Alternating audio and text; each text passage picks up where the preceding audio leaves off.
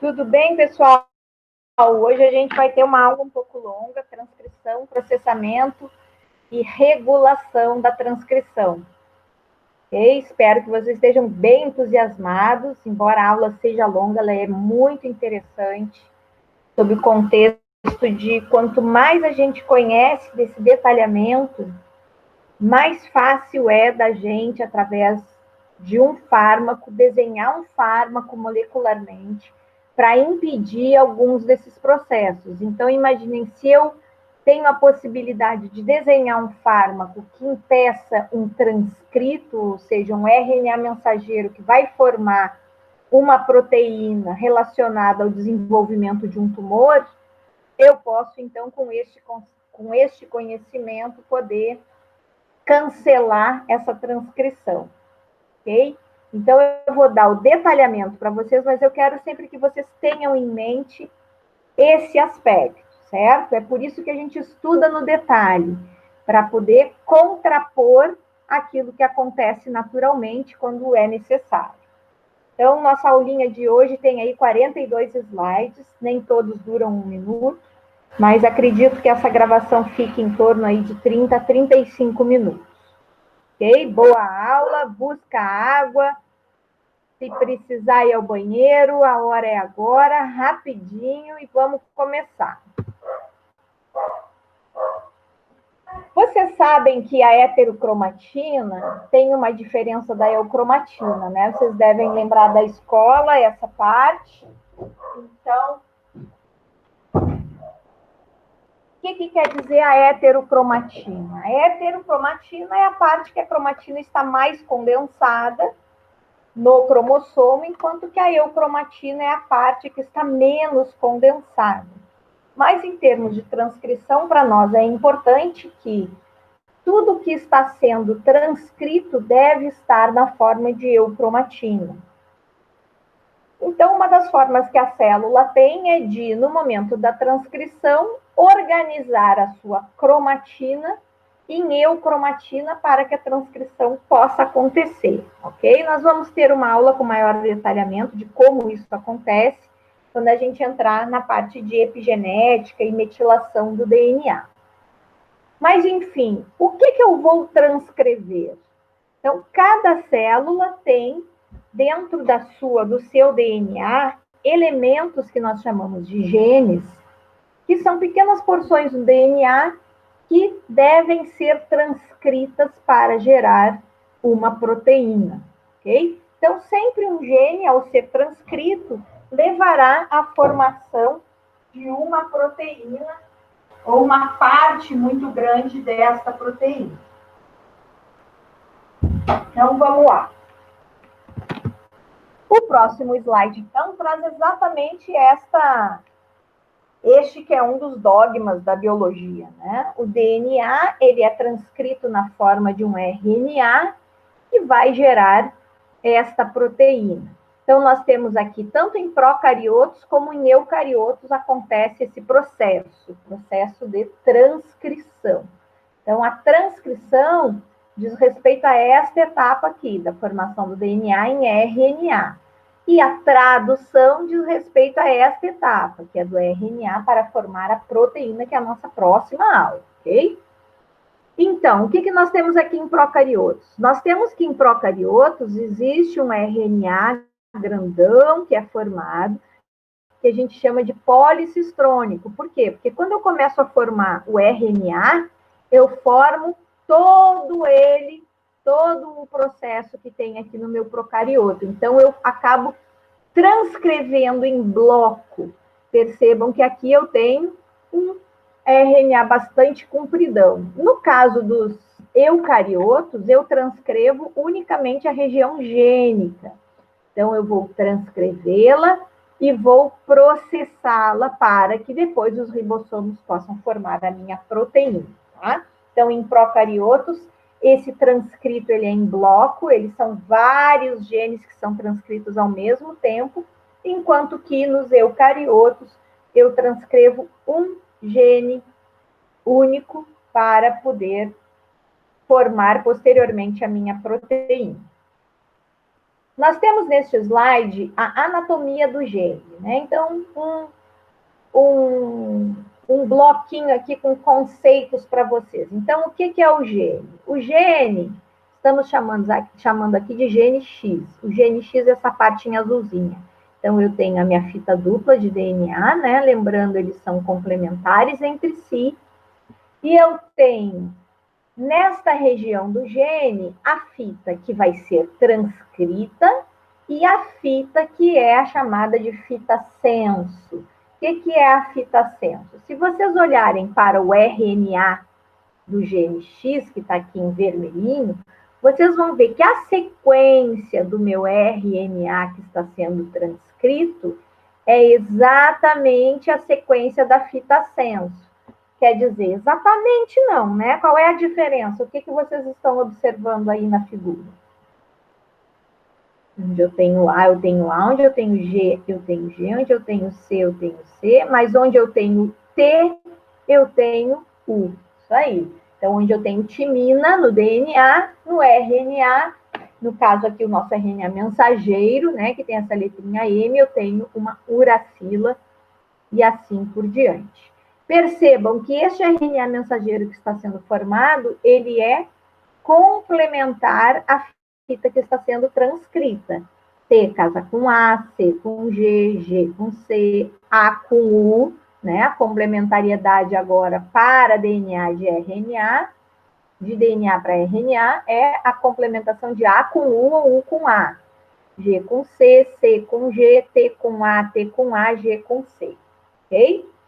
Este meu RNA, ele é transcrito também do 5 para o 3, como nós vimos na duplicação do DNA. E em relação à anatomia do gene, nós temos que antes do gene, né, o que a gente chama também de montante ao gene, antes do gene, ou upstream do gene, eu tenho uma região chamada de região promotora. Tá?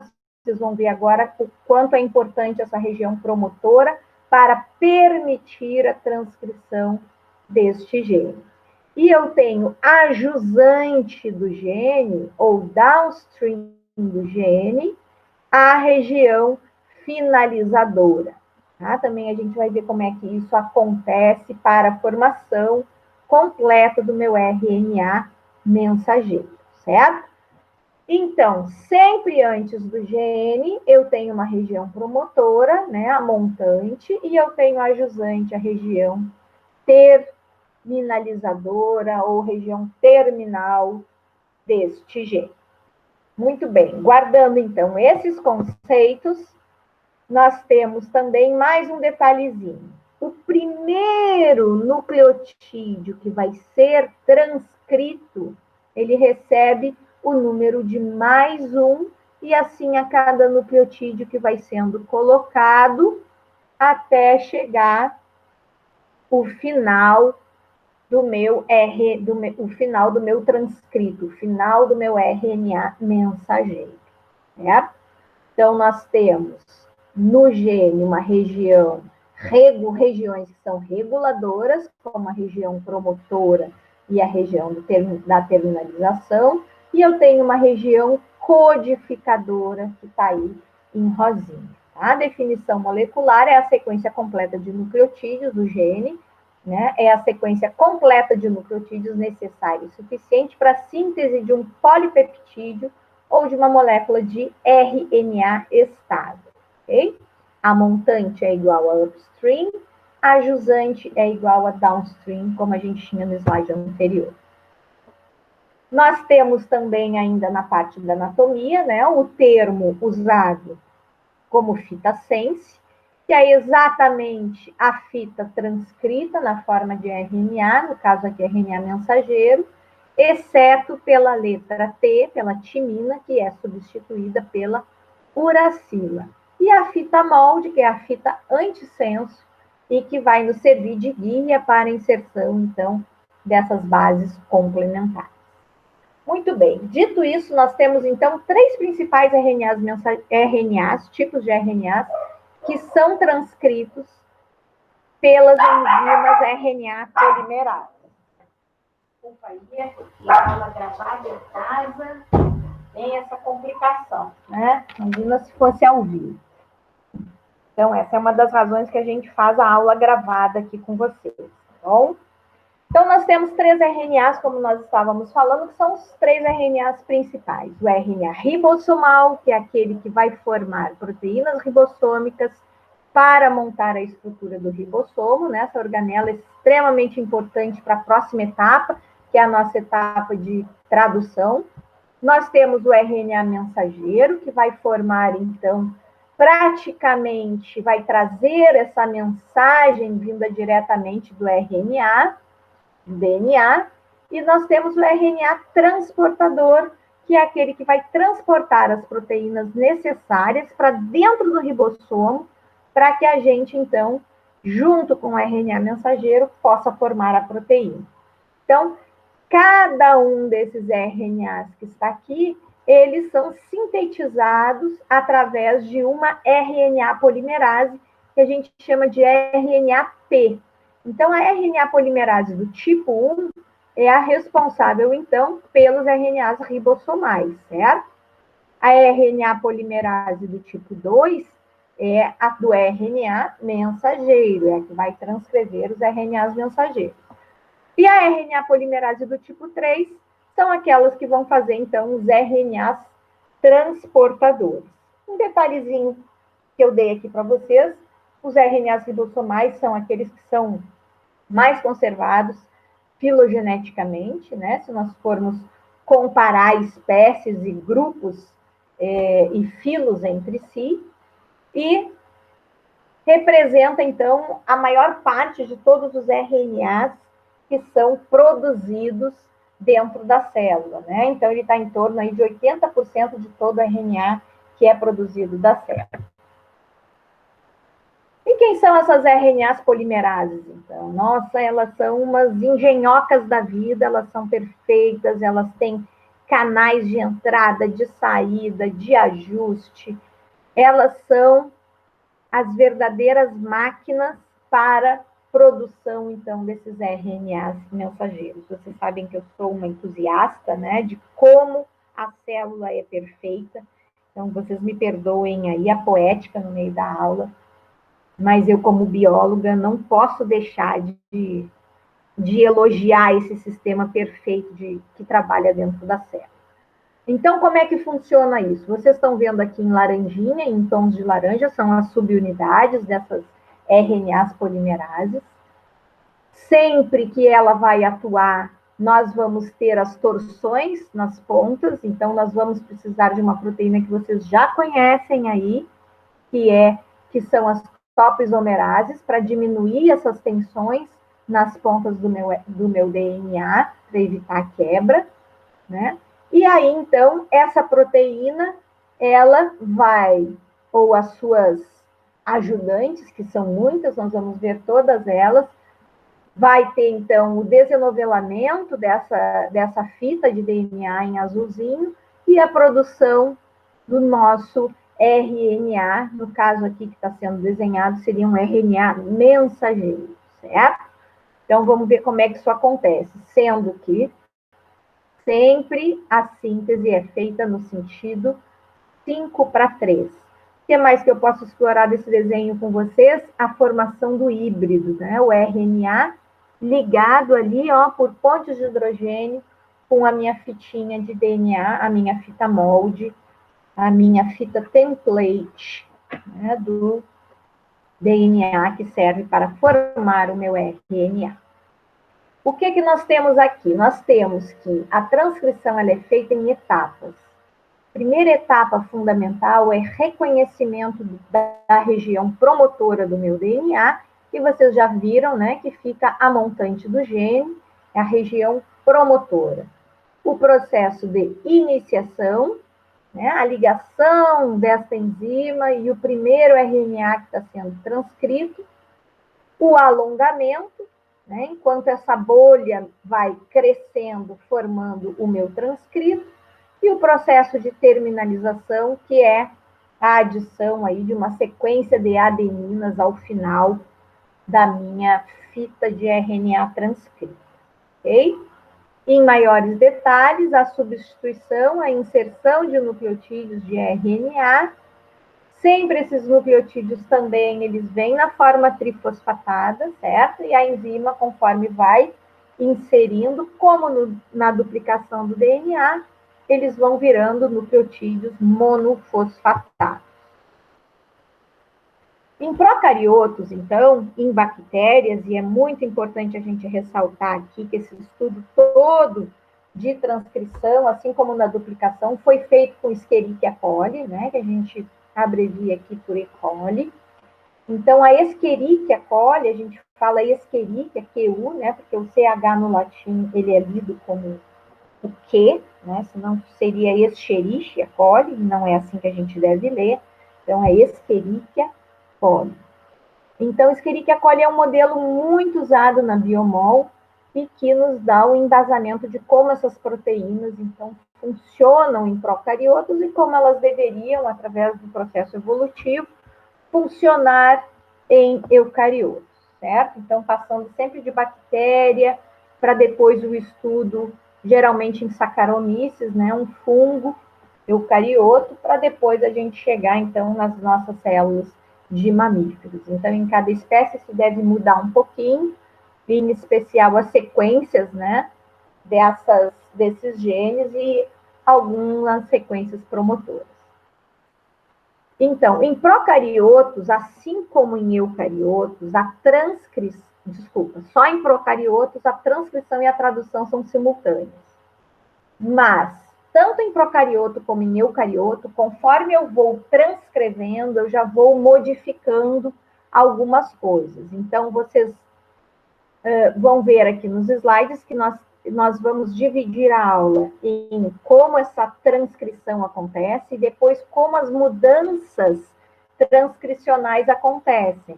Mas, na verdade, esse processo todo ele acontece conjuntamente. Só que, para fins didáticos, fica muito difícil a gente trabalhar isso tudo junto, ok? Então, nós vamos ver em etapas, mas no final eu vou lembrar vocês que isso tudo acontece ao mesmo tempo, certo? Nessa grande máquina aí, que é a nossa célula. Bom, no caso de procariotos, então, a RNA polimerase, ela possui unidades, subunidades, né? Subunidades da enzima alfa, beta e beta-linha. E existe uma subunidade, que é o fator sigma, que ele é extremamente importante. Existem vários fatores sigmas para as bactérias, para os procariotos, tá? Mas o conjunto dos fatores sigmas associados às subunidades, então, da proteína, eu chamo isso, então, de holoenzima. Então, ela é uma enzima agora super poderosa que vai atuar no processo de duplicação. E o que acontece, então, inicialmente? O fator sigma, ele é importante para reconhecer aquela região promotora do gene. E assim, ao reconhecer isso, ela fica ligadinha sobre esta fita. Então, ela fica associada à região promotora. E o que vai acontecer depois? Depois que o fator sigma se liga, as outras partes da enzima, da polimerase, vão se associar ao fator sigma para dar início ao processo. Então, depois que todas as subunidades estão associadas, o fator sigma pode se desprender dessa polimerase e dar continuidade ao processo de transcrição. Então, a transcrição e a tradução, ela vai acontecer ao mesmo tempo, conforme eu vou transcrevendo, né? Esse produto ele já vai sair do núcleo e vai para o citoplasma para que a proteína seja feita. O detalhamento desse processo é a nossa próxima aula. E, no caso da transcrição, as nossas histonas, que é aquilo que mantém o DNA mais condensado, elas têm que se abrir para que o nosso DNA, então, esteja na forma de eucromatina, e depois que a transcrição acontece, aquela região pode voltar a se tornar heterocromatina, certo? Já falamos aqui, então, das RNAs, dos tipos de RNAs polimerases, e quais são os RNAs que elas vão transcrever. E vamos falar agora aqui, então, desse fator de transcrição. O que é o fator de transcrição? É aquele fator sigma que a gente viu, né? Ele tem que se ligar ao promotor e às regiões regulatórias, formando, então, o início desse complexo para que a transcrição possa acontecer. Existem, então, fatores gerais, que são aqueles que acontecem em qualquer tipo celular, né? Estão presentes em todos os tipos, ou na grande maioria, mas existem fatores específicos, que são aqueles tecidos específicos, só acontecem naquele tipo celular. Bom, olhando no detalhamento, então, agora, como é que isso acontece? Eu tenho uma região promotora, que eu vou chamar aqui de Tata Box. Tá? A região Tata Box ela é bastante comum, ela foi bastante estudada. E por que ela tem esse nome? Porque ela é uma sequência de timinas, adenina, timina, adenina, adenina e timina, certo? Por isso ela se chama de região Tata Box. Ela está numa posição aproximadamente a 10 nucleotídeos a montante da região gênica, e ela é reconhecida inicialmente por um fator de transcrição, que é o TF2D, que é essa bolinha roxa que vocês estão vendo aqui. Então, a sequência é TF2D, reconhece essa sequência Tata Box por similaridade, então, esta sequência, ela é importante no DNA, e ela está a montante da região gênica. Em seguida do TF2D, nós temos a associação de TF2A, um fator de transcrição tipo 2A, que reconhece, por sua vez, TF2D. Em seguida disso, nós temos a ligação de TBP. O que é o TBP? O TBP é uma proteína que se liga a esses dois fatores de transcrição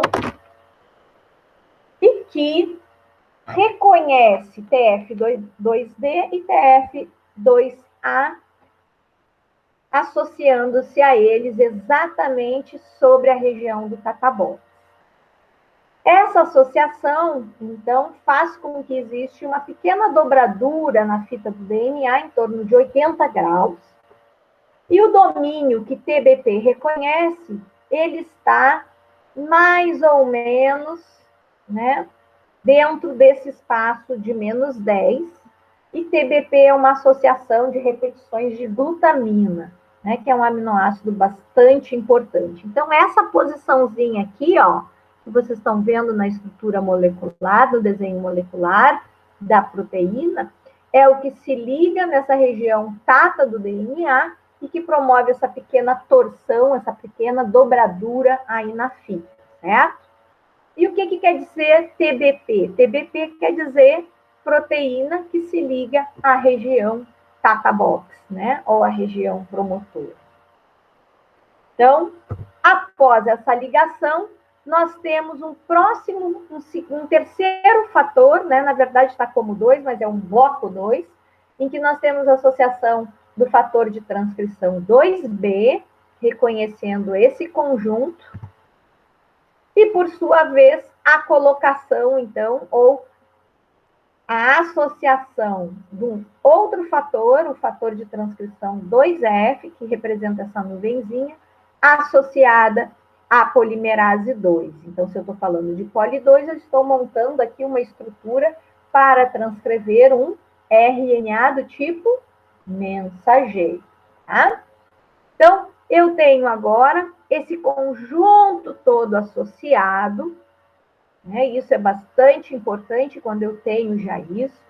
Eu tenho essa cauda CTD, isso aqui é uma porção da minha polimerase 2, que ela é extremamente importante, vocês já vão ver agora.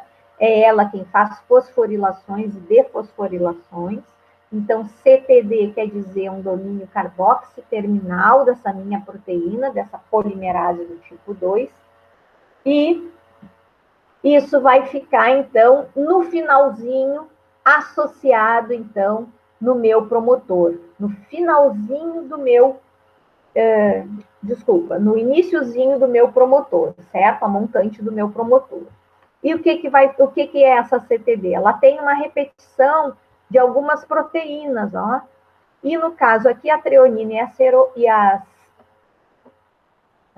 serina são as principais proteínas responsáveis por fazer a fosforilação e, por sua vez, ao fosforilar esses nucleotídeos, a gente começa a andar com a enzima sobre esse DNA molde, que vai se abrir ainda e vai, então, conseguir para nós fazermos a transcrição.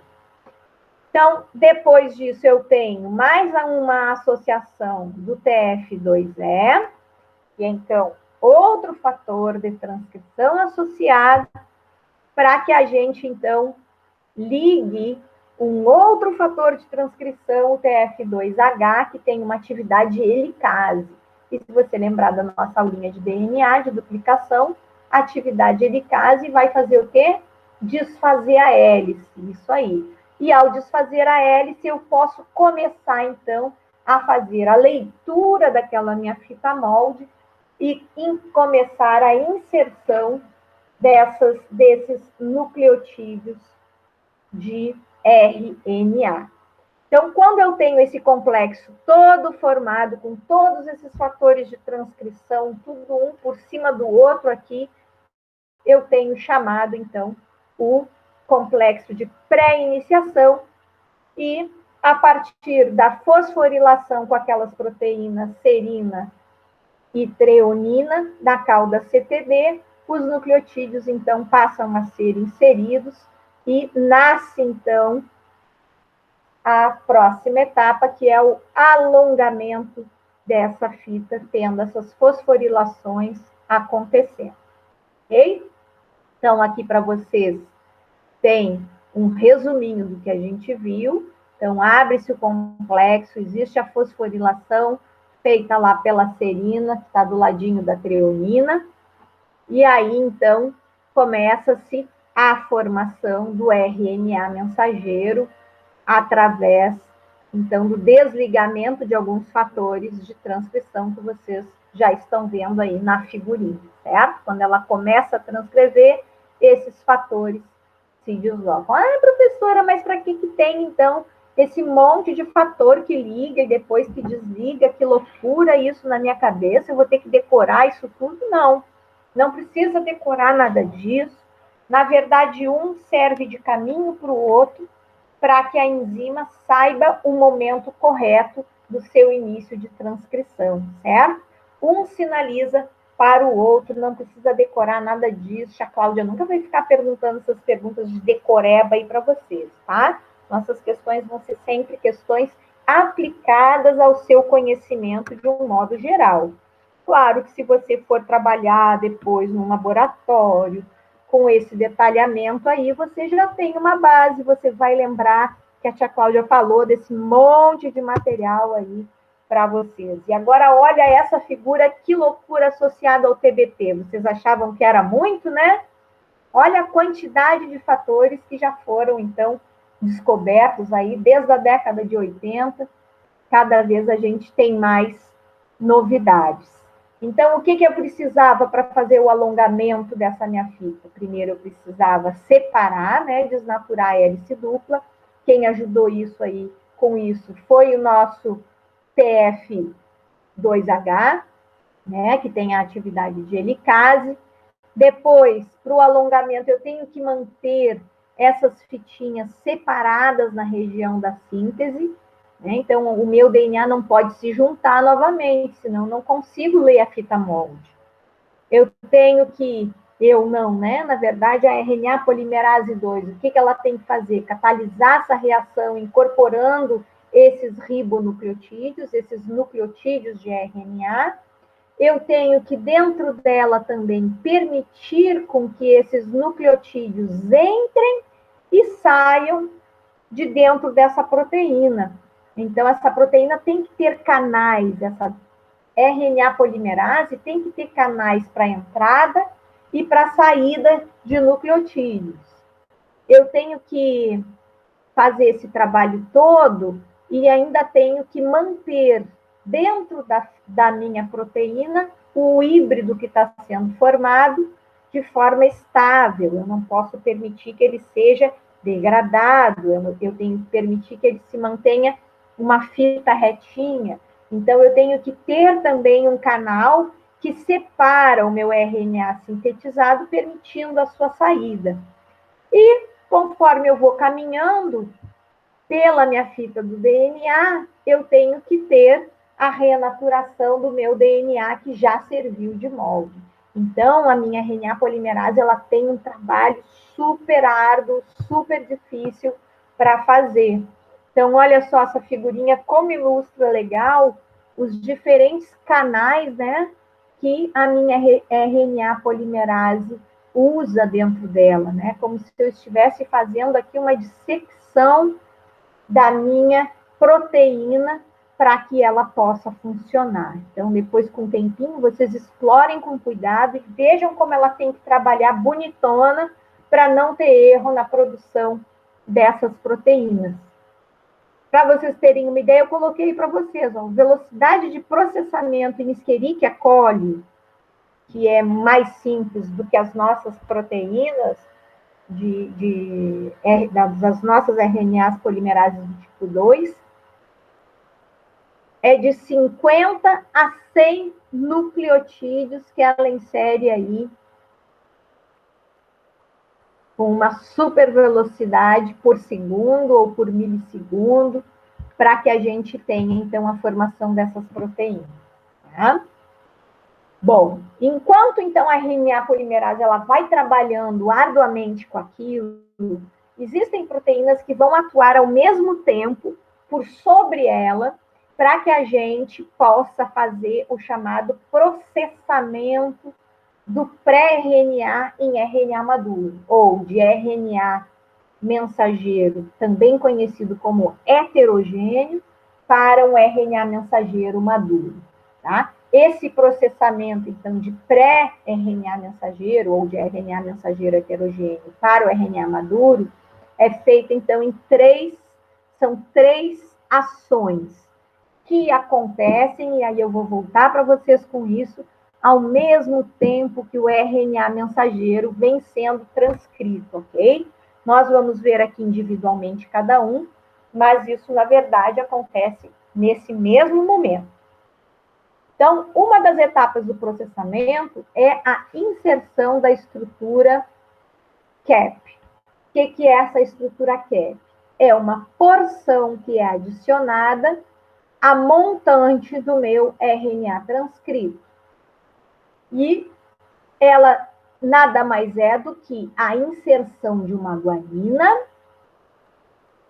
trifosfatada, e essa guanina ela vai ser metilada na posição 7.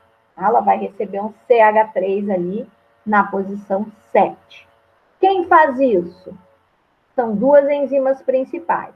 A guanosiltransferase, que vai transferir essa guanina para a extremidade 5' do meu transcrito, e posteriormente a ela, a guanina metiltransferase, o nome já diz o que ela faz, ela vai transferir um radical metil para essa guanina que foi adicionada, gerando a minha estrutura CAP, que é também conhecida por GM7, né? A guanina metilada na posição 7, na extremidade 5', certo? Para que serve isso? Poxa, isso dá uma proteção ao meu RNA mensageiro.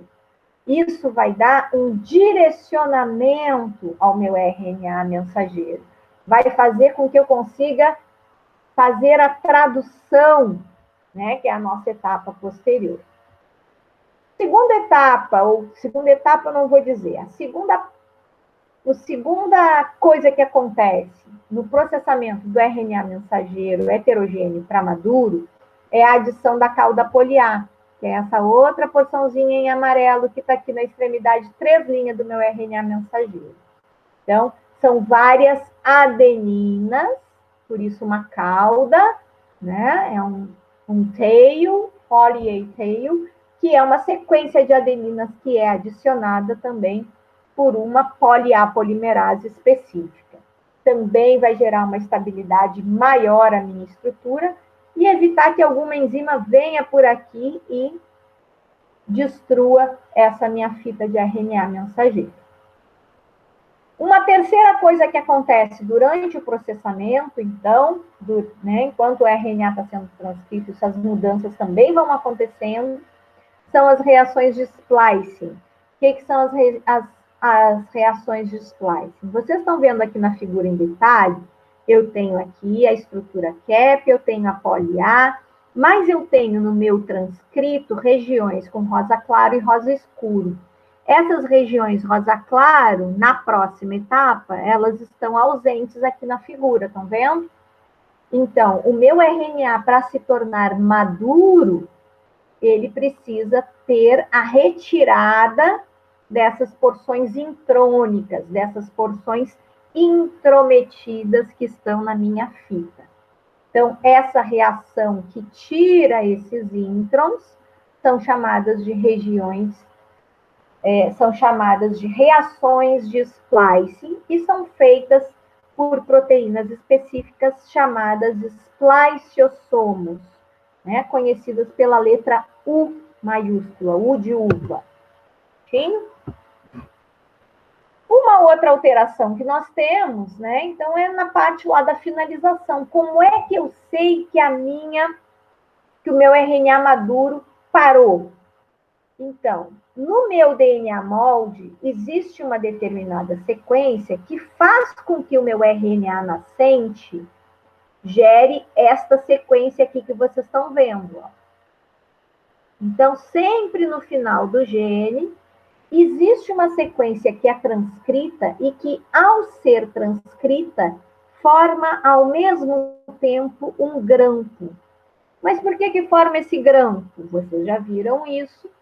Esse grampo é formado porque existe uma complementariedade entre as suas bases nitrogenadas. E esse grampo formado no interior da estrutura da RNA polimerase gera uma interrupção no processo de transcrição, o que faz com que a RNA polimerase reconheça que esta parada significa o fim do transcrito.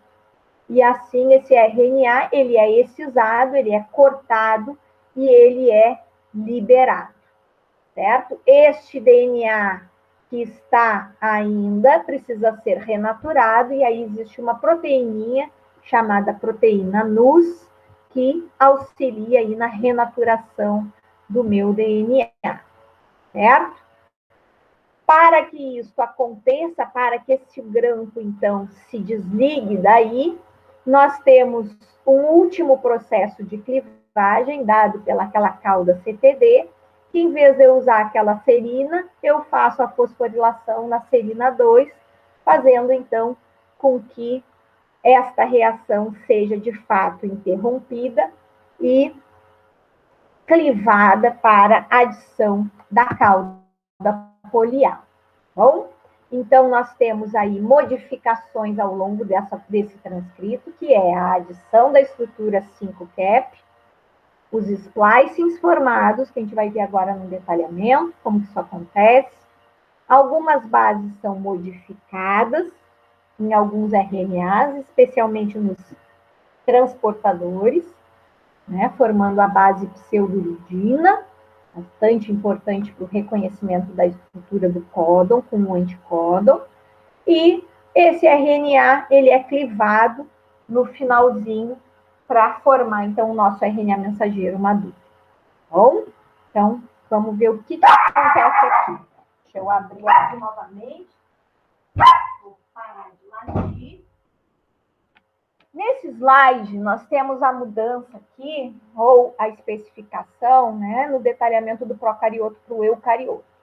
Lembrando, novamente, que nós já falamos isso, né, o procarioto, ele faz uma transcrição em bloco, e a esse transcrito nós chamamos de óperon, ou seja, se eu quiser fazer essa proteína aqui, sozinha, eu não vou fazê-la. Eu só vou fazê-la quando eu tiver, então, a transcrição do óperon, e aí, ao mesmo tempo, eu vou produzir a proteína também 1 e 2, para que a proteína 3 seja usada. Mas as bactérias, elas têm isso muito organizadinho. Porque geralmente quando eu produzo a 3, eu vou precisar também da produção da 2 e da 1. Vocês vão ver um detalhe disso agora nos últimos slides, quando a gente falar no Operon LAC, tá? Isso vai ficar mais claro para vocês. Então, geralmente eu tenho aqui a produção de uma proteína canal, e a proteína que vai degradar o que vai atravessar por este canal. Então, existe uma inter-relação de necessidade desses blocos do operon, tá bom? No caso do eucarioto, diferente, né? Vocês já viram, né, as regiões do gene. Eu transcrevo tudo isso, eu retiro os introns, eu acrescento a estrutura cap, a cauda poliar, eu tenho as reações de splice. Sobre a cauda poliar, então nós falamos, né, é uma sequência de adeninas, mais ou menos aí 200 a um pouco mais de 200 proteínas, 200 adeninas que são adicionadas na cauda, na estrutura, na ponta 3' do meu RNA mensageiro. Ela é feita através de uma polimerase em regiões que são extremamente conservadas nos seres vivos, tá? E que essa sequência, então, é importante para a polimerase reconhecer e adicionar, então, essa sequência de adeninas. Isso faz, então, com que o meu RNA mensageiro tenha uma estabilidade maior e não seja degradado por exonucleases, como nós já falamos no bloquinho anterior.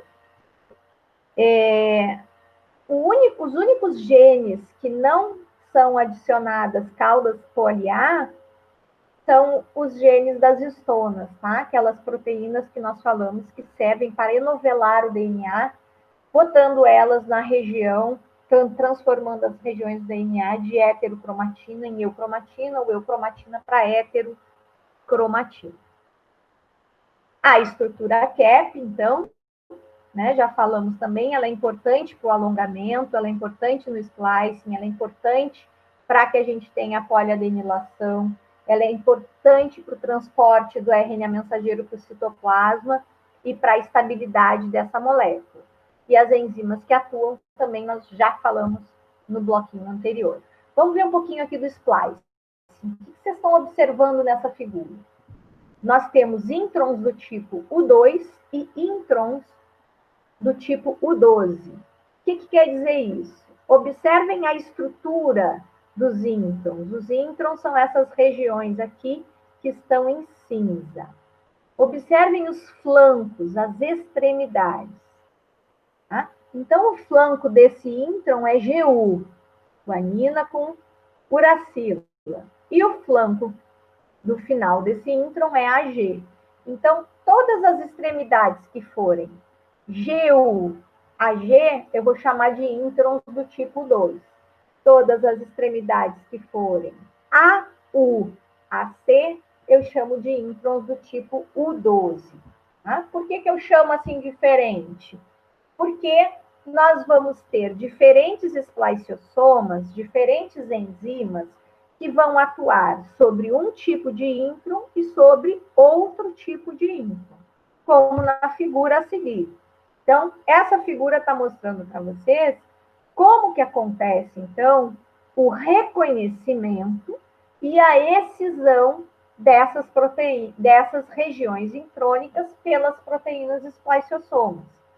Percebam que aqui o modelo está trabalhando com o modelo de intron U2. Então, eu tenho ainda aqui o meu RNA dito heterogêneo, porque eu ainda contenho as porções intrônicas.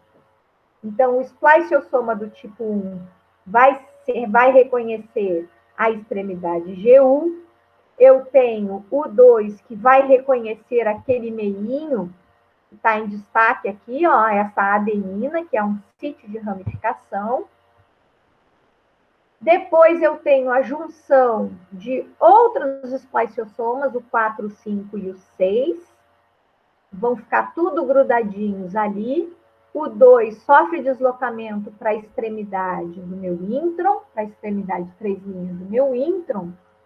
E o que vai acontecer quando isso se forma, esse complexo? Eu tenho a retirada de U e de U4, E esse grupinho, o 2, o 5 e o 6, vão fazer um lacinho aqui. Eles vão girar e formar um laço. Esse laço vai ser cortado. E, por último, a enzima U5, então, vai unir os meus segmentos de exon aqui. E o que vai acontecer com esse resto aqui? Isso aqui vai ser degradado, vai ser reutilizado pela célula, e assim essas proteínas novamente vão agir sobre outro tipo de intron, outros introns que estão aí ajusante desse intron inicial que foi retirado. Na verdade, na célula, nós temos várias desse conjunto de proteínas atuando ao mesmo tempo conforme esse transcrito, então, ele vai acontecendo, tá? No caso de introns do tipo 12, nós vamos ter, então, a utilização dessas outras proteínas que têm exatamente a mesma função das do tipo 2, ok? Exatamente a mesma coisa, só que para o tipo de intron U12. E aí, então, nós temos a formação do nosso RNA madurinho, bonitinho, para ser traduzido e formar a proteína. Esse slide aqui, então, traz para vocês que podem existir splicings de dois tipos. O splicing constitutivo, que é aquele que vai gerar a partir de uma região gênica sempre o mesmo tipo de RNA mensageiro, sempre a mesma proteína no final da história. Mas existem regiões gênicas que sofrem splicing alternativos. O que quer dizer isso? Quer dizer que, dependendo do tipo celular que eu estiver tratando, o mesmo gene poderá fazer até diferentes tipos de RNAs mensageiros. Então, para vocês terem uma ideia, o gene SLO, que é uma proteína canal para passagem de cálcio, por exemplo, ela é transmembrânica, ele tem 35 exons. E eu posso formar, com esses 35 exons, até 500 RNAs mensageiros diferentes. É muita coisa, né, gente? Nossa célula é muito, assim, perfeita, né? Forma muita coisa diferente, mas que tem verdadeira utilidade para a nossa célula. Onde eu erro nesses processos de splicing, eu gero proteínas deficientes que podem levar a doenças, como vocês estão lendo aí na nossa telinha, certo? Então, mudanças, mutações, qualquer tipo de alteração na minha sequência no DNA que leve a alteração no meu RNA mensageiro pode levar a essas alterações. Tá? Então, esses meus RNAs mensageiros, eles podem e sofrem regulação. Né? De novo, aquela palavrinha regulação. E o que é essa regulação? É algo que permite a transcrição ou algo que não permite a transcrição. De um modo geral, a regulação, o mecanismo mais simples da regulação é a própria degradação do meu RNA mensageiro. Tá? Então, a célula, quando não precisa mais formar determinada proteína, ela, através de seus mecanismos, impede com que esse RNA mensageiro possa ser transcrito. E aí, então, existem nas bactérias, nos procariotos, né, no geral, diferentes proteínas que vão clivar o DNA, né, como essa RNase do tipo E, vão degradar no sentido 3' para 5', vão ficar essa minha estrutura toda, como existe também proteínas nos eucariotos que fazem essa clivagem em diferentes posições, como vocês estão vendo aqui na figurinha, né? Existe a que cliva a cauda poliar, que são deadenilases, existem as que clivam a estrutura CAP. Então, todas essas alterações, todas essas degradações geram instabilidades que, por sua vez, então, as exonucleases depois degradam o resto desse meu RNA. Então, por que nós temos que ter essa regulação, né? Porque as células, elas têm que se adaptar ao ambiente e às suas necessidades. Diferentes tipos celulares também vão ter diferentes tipos de regulações.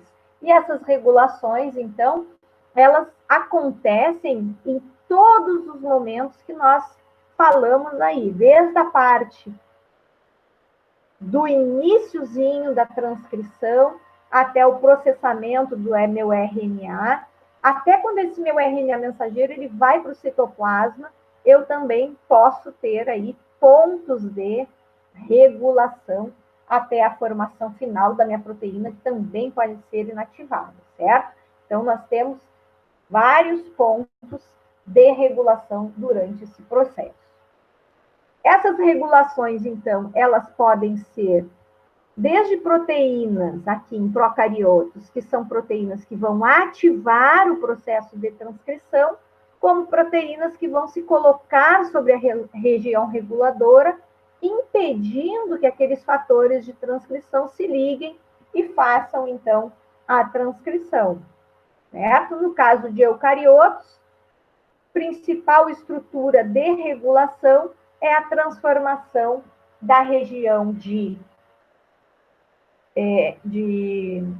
heterocromatina para eucromatina, permitindo, então, a associação de todos aqueles fatores de transcrição à região promotora para a sinalização posterior da minha RNA polimerase. Né? Voltando um pouquinho no caso dos procariotos, lembra que eu falei no início aí da nossa aulinha que tinham vários tipos de fatores sigma? Então, tá aí para vocês. Então, todos esses fatores sigma que vocês estão vendo em tela, eles são reconhecidos por promotores e que podem, então, sofrer também esse processo de regulação negativa, já que a maioria das proteínas regulatórias que a gente conhece, elas são negativas, elas servem para bloquear o processo de transcrição. Né? E dependendo também das condições nutricionais desses procariotos, eu posso, então, promover a entrada ou não de substâncias para que a célula possa usar, então, como fonte de energia, principalmente, certo?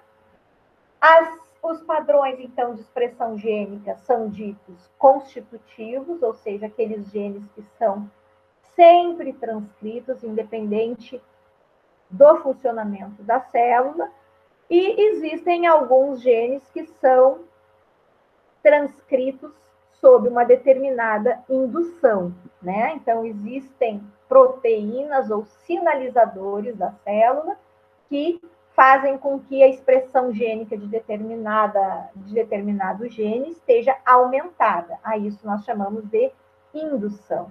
Assim como nós temos a diminuição da expressão gênica através de um processo de repressão. Tá? Como isso pode acontecer? Está bem trabalhadinho aqui. E a gente vai lembrar um pouquinho da matemática. Lembra quando menos com menos dá mais? Lembra quando mais com menos dá menos? Então, é o que está representado essa figurinha para vocês. O que nós chamamos de regulação negativa, o que nós chamamos de regulação positiva. Certo? Então, nós temos proteínas, nós temos ligantes a essas proteínas, que podem adição mais com um gene que está disponível on, então, mais com menos, eu vou ter um processo de regulação negativo. Eu vou ter negativo, eu vou ter uma proteína repressora associada e eu não vou ter a transcrição. Eu posso ter a remoção também de um ligante que está com um gene disponível. Então, eu vou ter um menos com um gene on positivo, eu também vou ter um processo de repressão, né? Eu estou com a transcrição impedida. E aqui nós temos um efeito contrário, né? Eu tenho a adição de um gene que está off, né? Então, eu tenho um processo aqui reprimido de transcrição. enquanto que aqui eu tenho a remoção desse ligante e eu tenho, então, a possibilidade de transcrição. Então, vai depender muito aí da condição que a célula está apresentando para que seja possível, então, através da liberação dessa região promotora ou da não liberação dessa região promotora para os processos de transcrição. Nós já falamos dos operons, né? Eu vou passar rapidinho esse aqui. Então, por exemplo, eu tenho uma região promotora, eu tenho algumas regiões que estão regulando a transcrição deste RNA mensageiro, que é formado aqui por 3 genes. Então, o verdinho, o azul e o cor de abóbora. Isso representa muito o que acontece, então, nas bactérias, como nós falamos. Então, para que eu tenha a transcrição de um, eu tenho que transcrever os 3, eu tenho que transcrever em bloco. E por isso eu tenho que ter a minha região reguladora livre e o meu repressor não pode estar ligado aqui, porque se ele estiver ligado, eu não tenho como associar a minha polimerase na região reguladora. E aí, então, eu tenho a produção de 3 proteínas que têm a ver. Né? O que é a proteína que tem a ver? Para que a lactose entre na célula, eu tenho que ter a proteína, eu tenho que ter a associação de uma enzima e eu tenho que ter a degradação desse meu produto, gerando glicose e galactose para que a célula possa fazer proveito disso, né? E aí, então, esse slide mostra para vocês um exemplo do operon LAC, né? Que é o que eu chamo operon LAC, porque eu tenho aí os 3 genes envolvidos no metabolismo da lactose. Então, quando eu não tenho lactose no meio, eu não preciso transcrever. Por quê? Porque eu não tenho um produto a ser inserido para a célula. Agora, quando essa bactéria, por exemplo, ela está crescendo com lactose no meio, então eu tenho que absorver essa lactose. Para que eu absorva essa lactose, eu vou transcrever em bloco essas proteínas que vão ser muito úteis para mim neste momento. E aí, então, outros exemplos a gente tem trabalhando agora aqui na questão de eucariotos com hormônios, por exemplo. Os hormônios, eles são liberados por outro órgão, eles viajam pela corrente sanguínea, por exemplo, e precisam entrar nessa célula. Então, se existe um receptor para ele, né? Então, é uma proteína receptora na membrana plasmática, para que este hormônio entre, né? Eu tenho também uma sinalização nuclear para que outras proteínas sejam produzidas através do seu RNA mensageiro. Então, a presença de um hormônio leva à produção de outras substâncias pela célula. Então, uma coisa vai ligando a outra. No caso desses hormônios, eles podem se ligar a fatores específicos, como alguns acentuadores, ou intensificadores, ou reforçadores, também chamado de enhancers, nessas regiões a montante da região promotora, fazendo, então, com que esta célula produza aí muito RNA mensageiro e dê logo a sua resposta das células, né? Então, nós temos, então, alguns exemplos de hormônios que atuam desta forma, fazendo com que nós tenhamos a produção de outras proteínas e outros RNAs mensageiros, certo? Então, o hormônio, ele vai se associar a uma determinada estrutura, fazendo com que esse inibidor se desconecte dele, e essa posição aqui, LBD, ela associa nesse elemento nuclear, então, que faz com que ocorra a abertura e sinalização a fatores de transcrição, como nós vimos no início do bloco, e o RNA mensageiro, então, seja transcrito. Bom, gurizada, bastante complexo, né? Muito nome, muito termo, espero que eu não tenha cansado vocês. Acreditem que este é o motivo que eu realmente não gostaria que acontecesse, mas que vocês, então, tenham a mente aberta para todas essas alterações moleculares e que a interferência nesses processos leva, então, a alterações nas nossas células, certo? Então, o que eu tinha para vocês para hoje é isso. Não esqueçam que nós temos agora que trabalhar lá no quiz, né? Eu deixei para vocês também os slides. Se vocês acharem melhor acompanhar com o material, baixem os slides para que vocês tenham. E tenham todos um excelente dia. Cuidem-se, nada de ir à praia, nada de ficar aglomerado, certo? Muitas vezes a diminuição aí do número que vocês estão vendo de casos de Covid é por conta de falta de kits no mercado. Então, cuidado, diminuição no mercado do produto para identificar também causa diminuição do número de infectados. Beijo grande para todos. Tchau, tchau. Até a próxima aula.